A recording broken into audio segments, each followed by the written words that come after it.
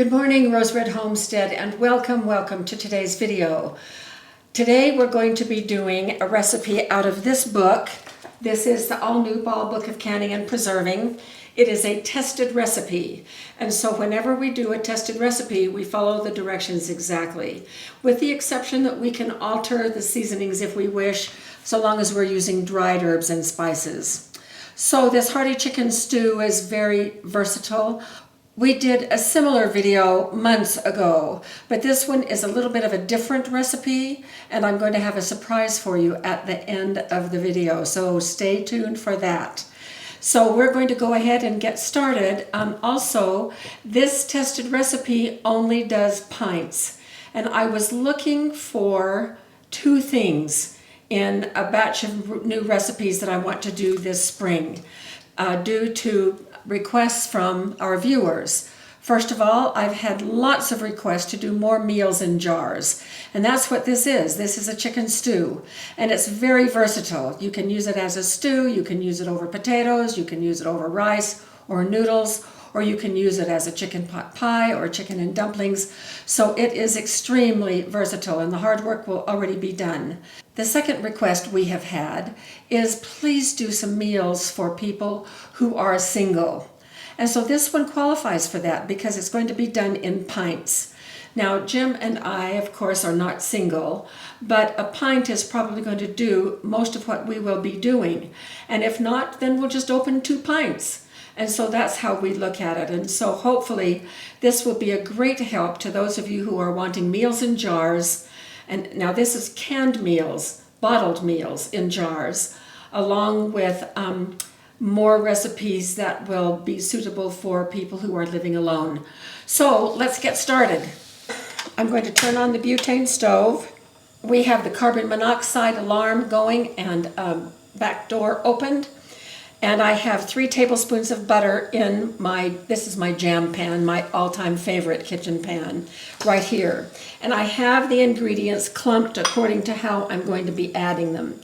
This makes 6 pints, so we will be using the Presto stovetop canner in my canning station out on the back patio. First thing we do, the butter is melted and just about smoking, is put in the onions. That is 1.5 cups of onions. Actually, it was 1 giant onion. And then 1/2 cup of mushrooms. And we just stir these for a couple of minutes until the mushrooms are browned.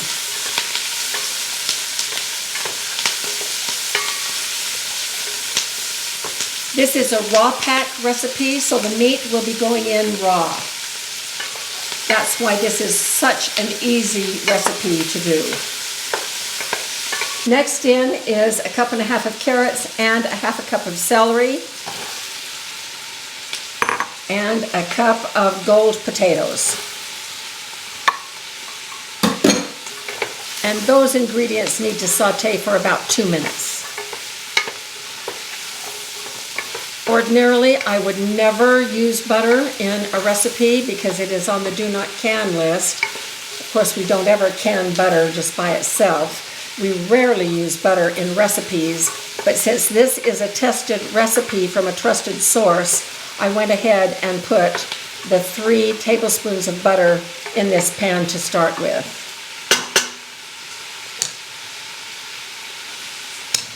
The next ingredient is 6 cups of liquid, and I am using chicken broth. Now, I waited to open this jar of chicken broth because we had several comments on when I was doing the one on chicken broth, the video on chicken broth or something, and I opened up a lot of bottles of broth.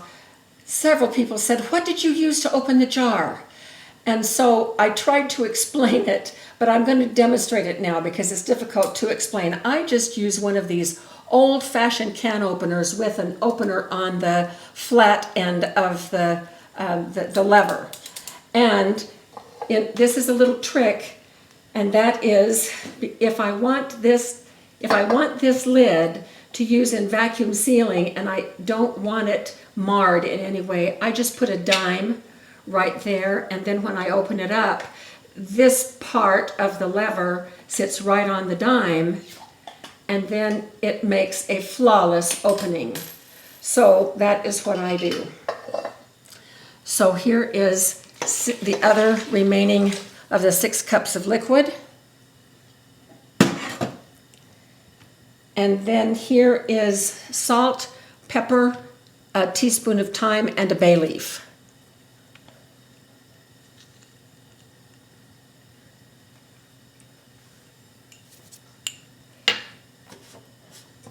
Now we'll stir this up.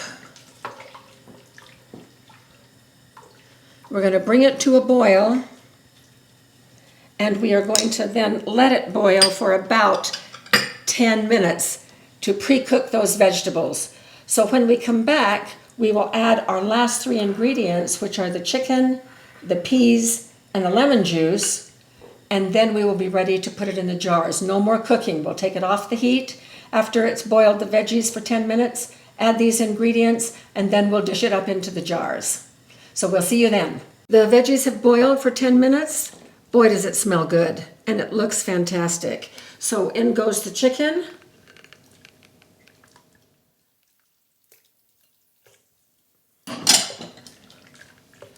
And the peas that have been thawed, and the lemon juice. Now I would taste this except for the raw chicken. Okay, so now we are ready to get this in the jars and get it out to the canner. The canner is, we just turned it on, so it should be ready by the time we finish with the jars. In the jars out of the sink where they have been soaking in hot water.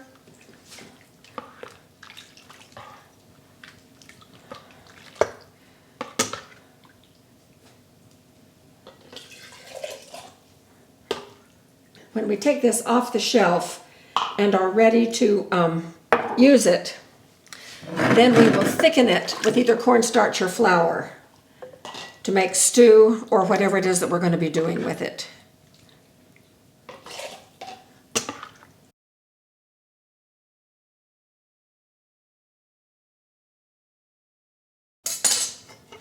So there's a little bit left, and I'll be using it for dinner tonight. No chicken.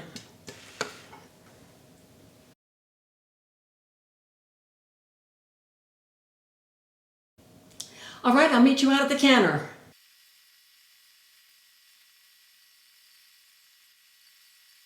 Well, it has warmed up to 35 degrees and our snow is melting fast. Our canner is done. It's been sitting here for a little while, so let's get them out. By a little while, I mean just a few minutes, maybe 10 minutes. Oh, it looks like we had no siphoning. Okay, so we're getting this residue now. Our water has changed. We never used to get any. So this is what they look like. They look great. I'm going to bring them all over here.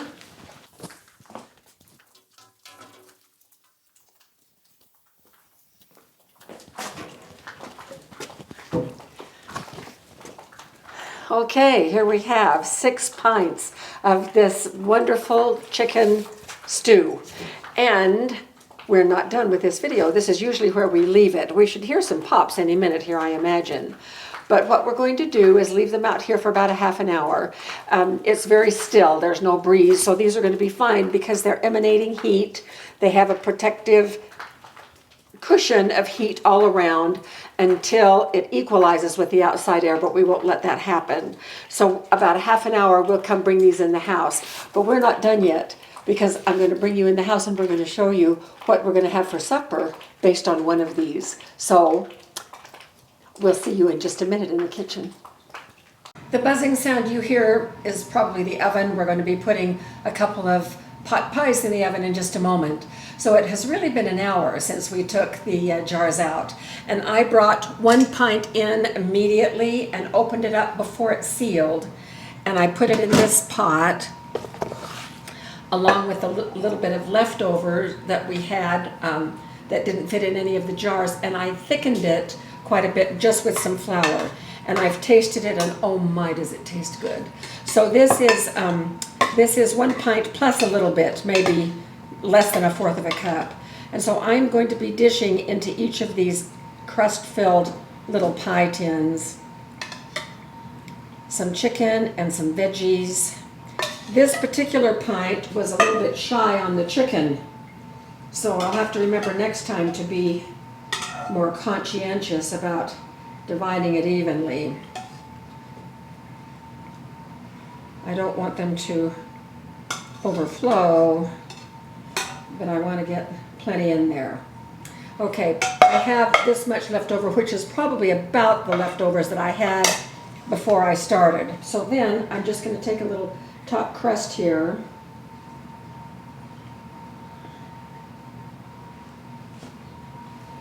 Put a couple of air holes in it. And put it on the top.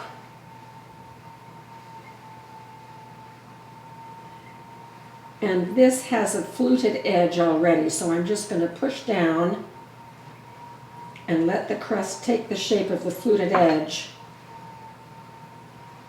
and then cut it all around.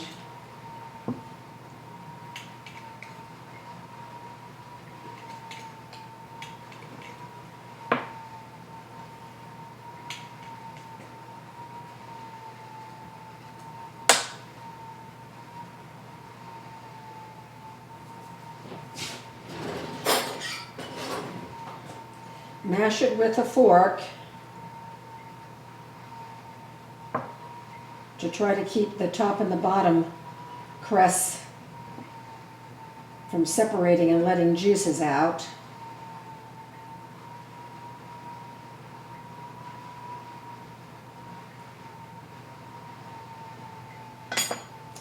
And there we have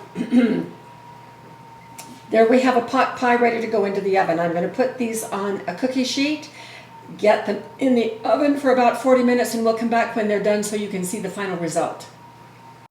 So it's dinner time. These are just out of the oven. There was a little bit of leakage, but not too bad.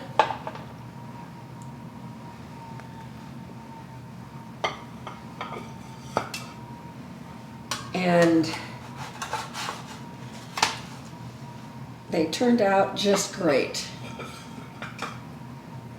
So you can see that there was a little bit of boiling over, but not too bad.